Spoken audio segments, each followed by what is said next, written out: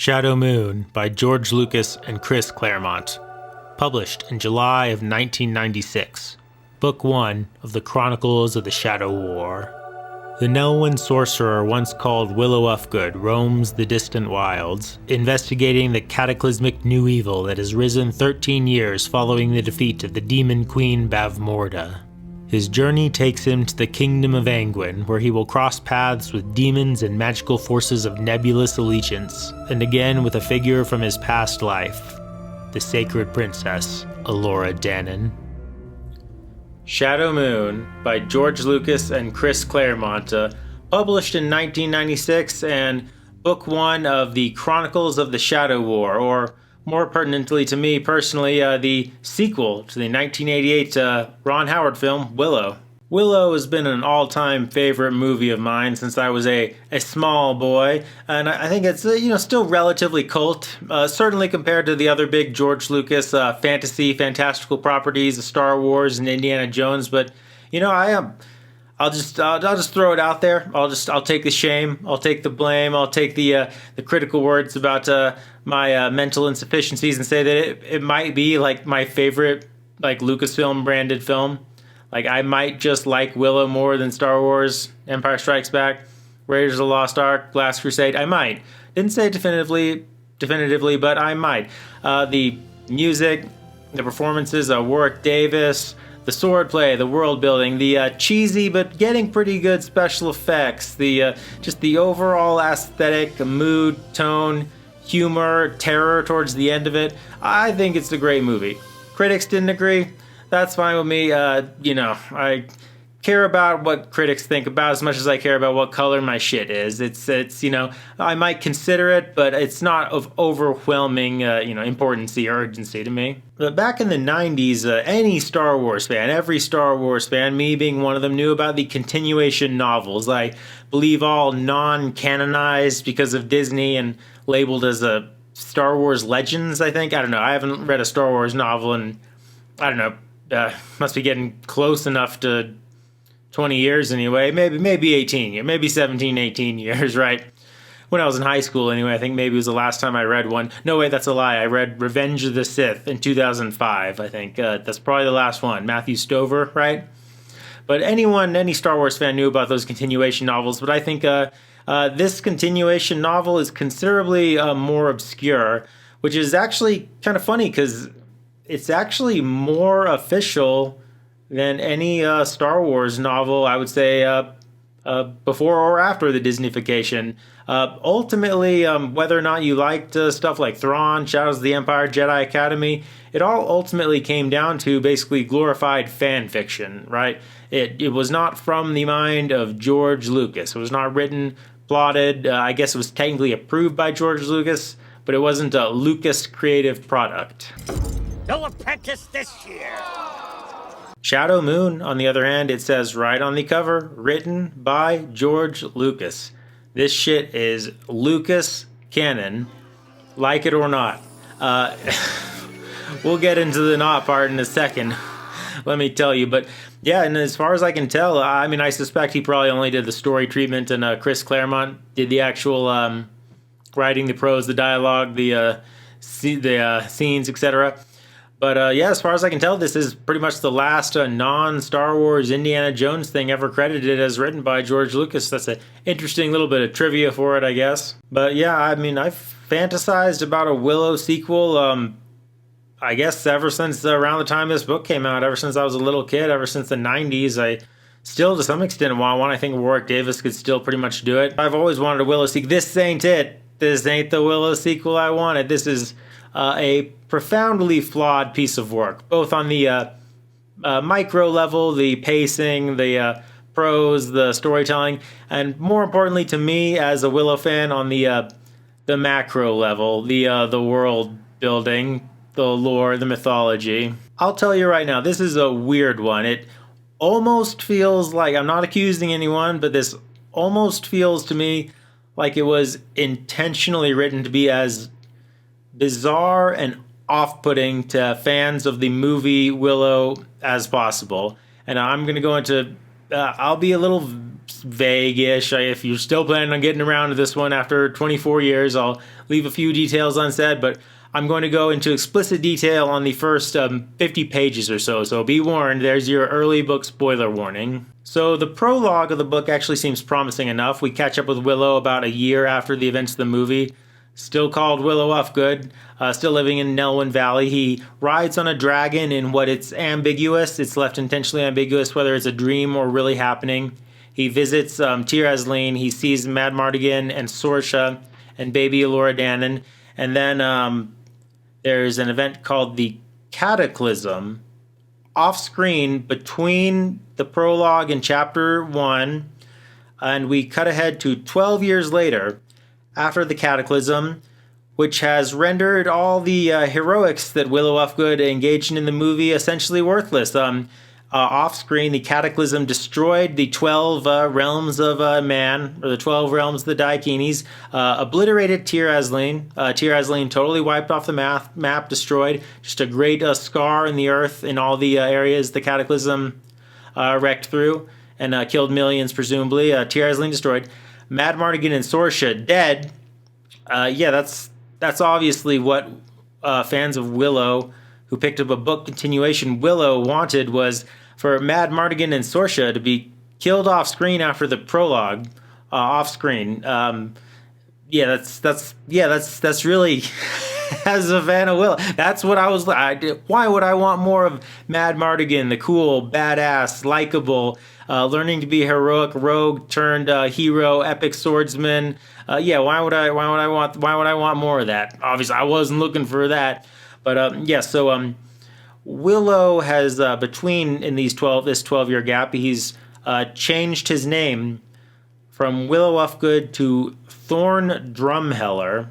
That's his new Sorcerer Identity. And also he's gained a new grimdark personality to match. Very little of the Willow Ufgood that you knew and loved in the film left present in his personality. He's now quite grimdark. He is a powerful sorcerer. That part I don't object to.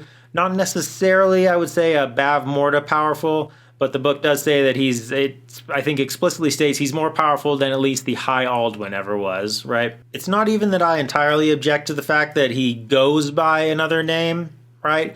It's that the prose itself, after the prologue, exclusively refers to him as Thorn.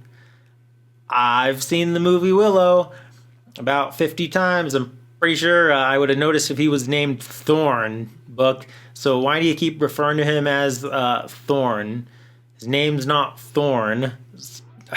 And again, I would be totally cool with it if it was a thing where it was his like secret identity thing. Like he didn't want people to know about it. He was from Nelwyn Valley, go after Kaya and the kids or something, and introduced himself to people as Thorn in the book, while the prose still referred to him as Willow. That I would have no problem with, okay? Fine. But it's that the prose itself calls him Thorn, and it's like, that's not his fucking name. His fucking name isn't... It's like Chris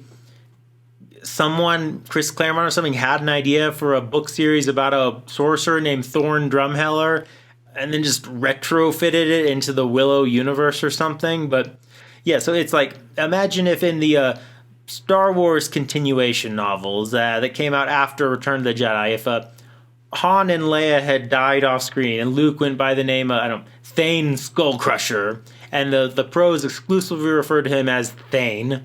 That would be what the experience of reading Shadow Moon is like, basically, to the Willow fan. And the killing off of Mad Mardigan and Sorsha, it's like a choice they would make if they were doing like a movie or TV show sequel and they couldn't afford Val Kilmer, right?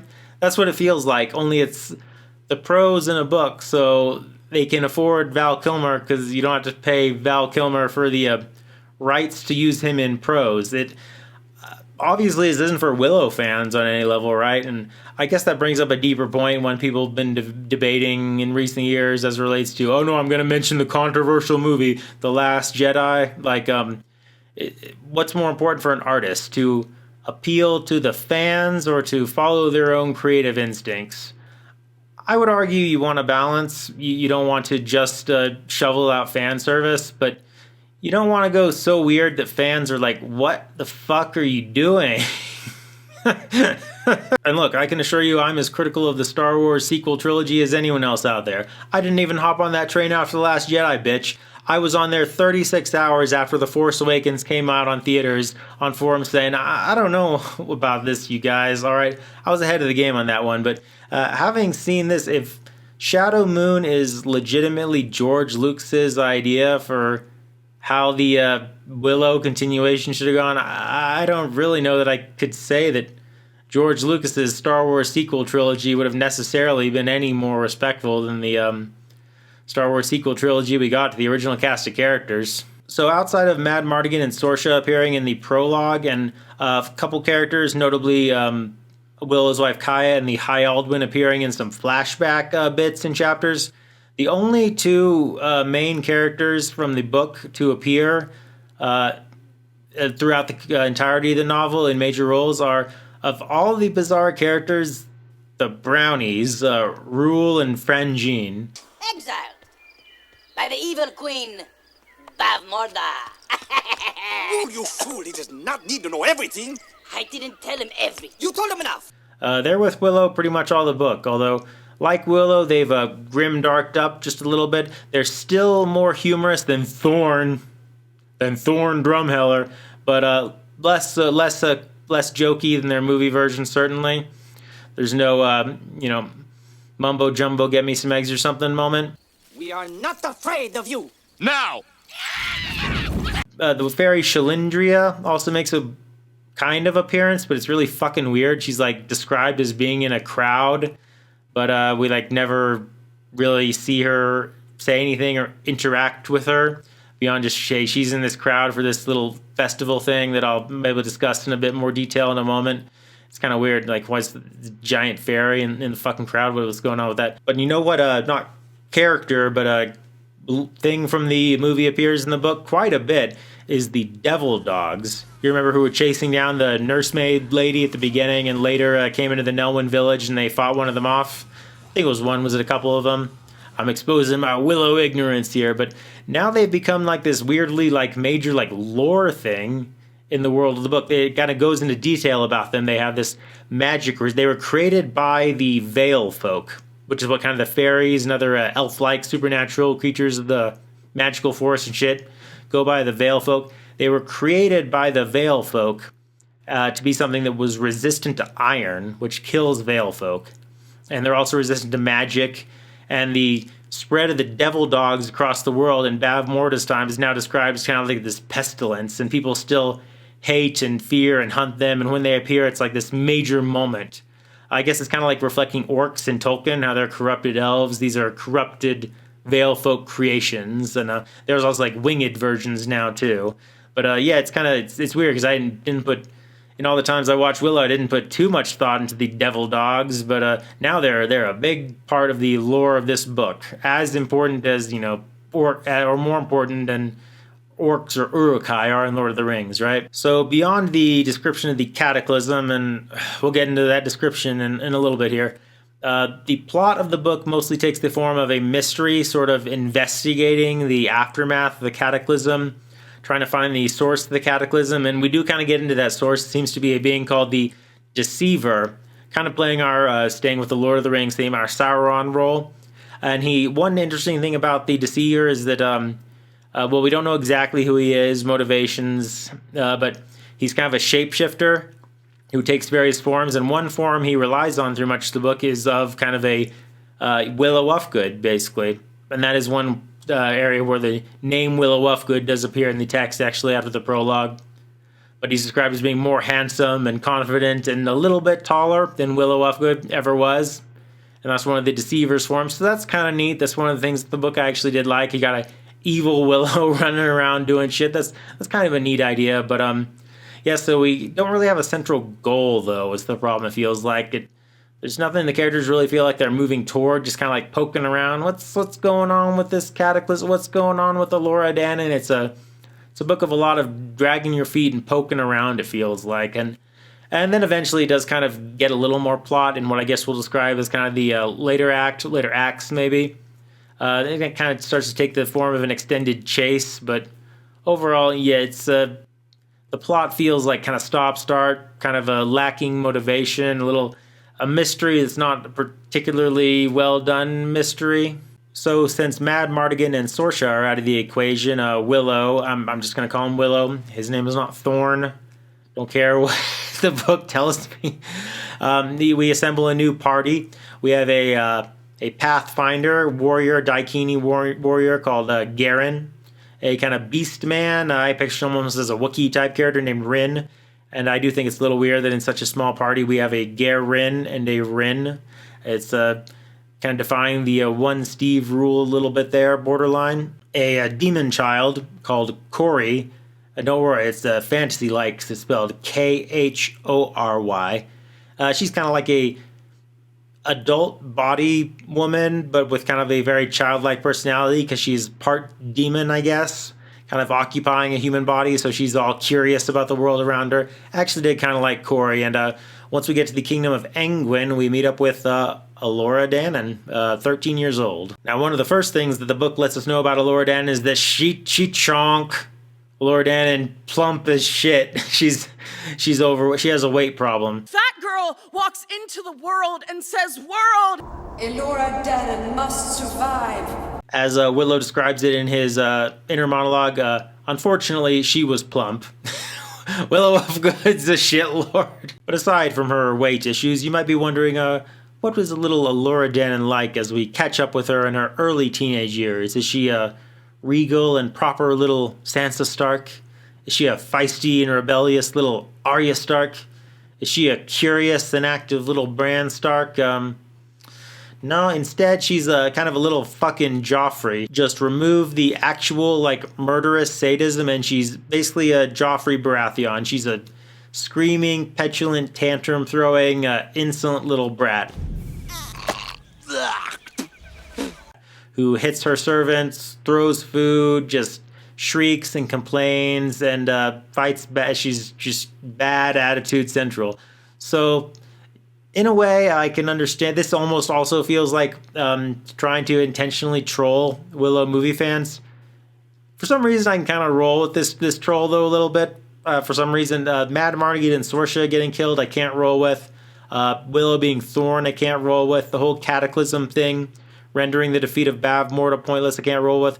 For some reason, I find catching up with Elora Danan, she's a little shit, to be sort of funny. I can't describe why, but anyway, she does have one very important... Well, describe first her situation. She lives in the kingdom of Angwin since the destruction of Tir Asleen, basically locked in a gilded cage. She's locked up high in a tower, overfed, well tended to, well bathed, beautiful scenery around her tower, tended to by servants who wear masks and don't really speak to her and are replaced very quickly, so she never has any friends, never knows anyone, never has any social relationships. She's just stuck up in her cage and fed and otherwise basically ignored and not even seen by the people because she's too important to risk, right? We find out why to some extent later. She's immune to magic. And this is important because we got evil wizards about, we got evil fairies about, we got all manner of evil magic about, and it can't hurt her. So so that is part of why she's important. And yes, of course, characters going back to Simba in The Lion King, she has a arc to become less of a little shit, basically. Less of a learns the world beats her down a little bit, becomes less of a brat. It's standard fare, but I'd say it's one of the few things maybe in the novel that more or less works this arc. So besides Willow himself, definitely it's the two ladies in the party, Cory and Elora Danan, who make more of an impact. Neither Garen or Rin ever really had much going on upstairs to me, much of a personality, not much there. Elora kind of was a little more interesting, both because she's from the film. So you're saying the baby grew up, and Cory was more interesting both because she's a more interesting personality. Like I said, very newborn, childlike sensibilities, sense of curiosity, endless energy, but, in a human body with some questionable morals because of her demon origins and doing cool shit like grabbing an arrow that's about to hit Willow out of midair, stuff like that. But yeah, I mentioned earlier once we later acts become more of a chase, specifically once we leave Angwin with Elora Danan after there's a big magical disaster at the hands of the Deceiver, and then it really becomes in a certain sense, it does become not entirely unlike the plot of the film, of an extended chase sequence going after Elora Danan. Basically, we go through, we're attacked by bandits, there's a raging inferno in a forest, a pirate ship going across the waves, the magical waves, and getting attacked by some demons and shit there, getting attacked by enemy armies. Speaking of enemies, there's our big villain, the Deceiver, right? Then there's kind of our lesser villain named Princess Anakari, and she's a princess of Angwin, distinct from what Elora Danan is. Elora Danan is the sacred princess. She's more of a princess of the whole realms of man, right? Realms of Daikini, excuse me.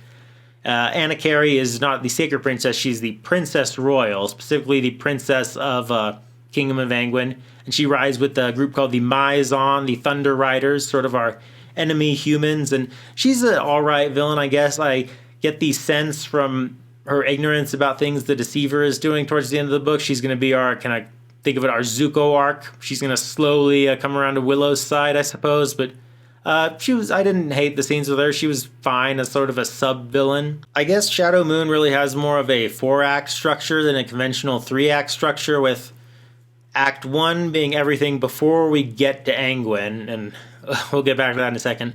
Act 2 being everything in Angwin, meeting Elora Danan, and Act 3 being the extended chase through all the elements and enemies I just mentioned after we leave Angwin with Elora. And Act 4 being everything that transpires in a volcano called the Doomhall Heights at the end of the book, which is very distinct in its plot elements from the chase, so I won't group them together as one act. It would be too much to the book to really be that way. It's definitely a 4th act. Now, I don't at all mention that slightly unconventional structure as a criticism. I think it's fine. It's great to mix things up like that.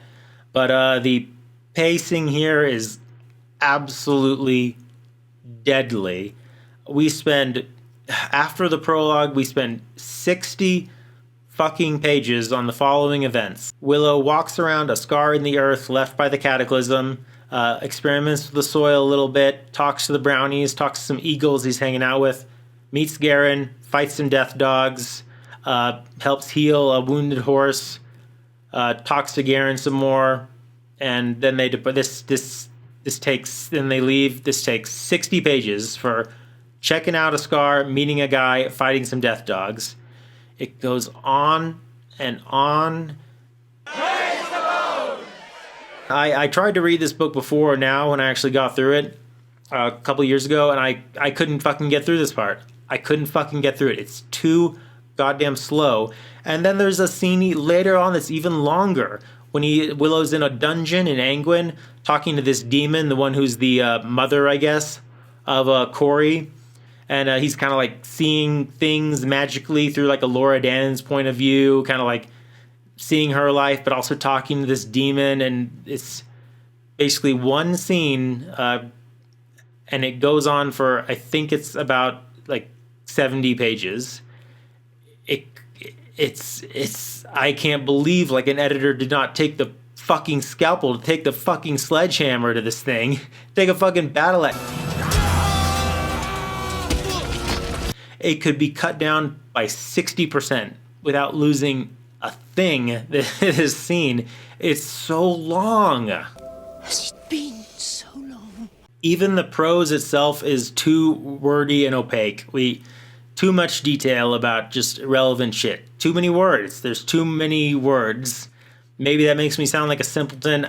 I don't care. There's too many words. Cut some of the words here. I genuinely think that an editor sit down with this book and could probably cut 70, 80 pages out of it without losing anything. Any plot, character development, world building, excitement, color, humor, lore, anything. This book cries out in pain for an editor. But even aside from the editor, it barely feels like it takes place in the same world of the movie. I mean, it's kind of linked to the movie because, tall folk are referred to as Daikinis. The word Daikini comes up plenty of times in the book.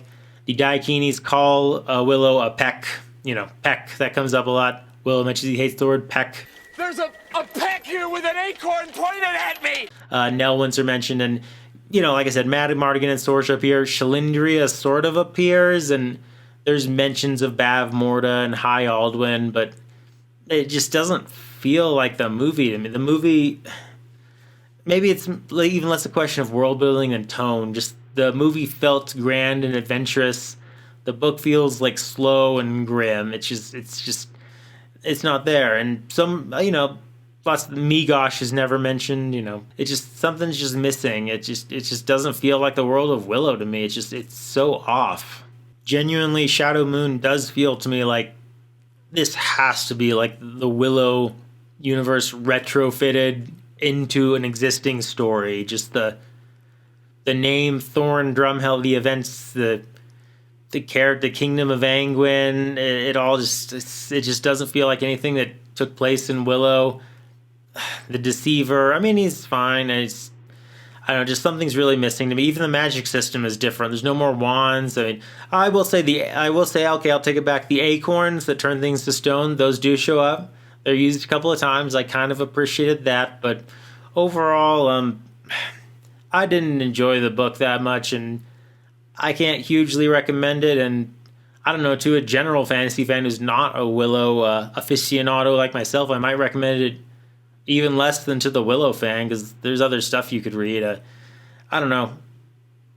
If I've fantasized about a Willow sequel my whole life, I think they kind of missed the boat for the ideal time to do it. I think that probably would have been sometime in the early to mid 2000s. They could have brought Val Kilmer back, but I think that if Shadow Moon had been the movie sequel to Willow, I would have been infuriated watching it. I think I would have been so mad. I would have been sitting there fuming in my seat, like if they did something ridiculous, like reveal that Blofeld was James Bond's foster brother or something like that. Not that anyone would ever do something that stupid.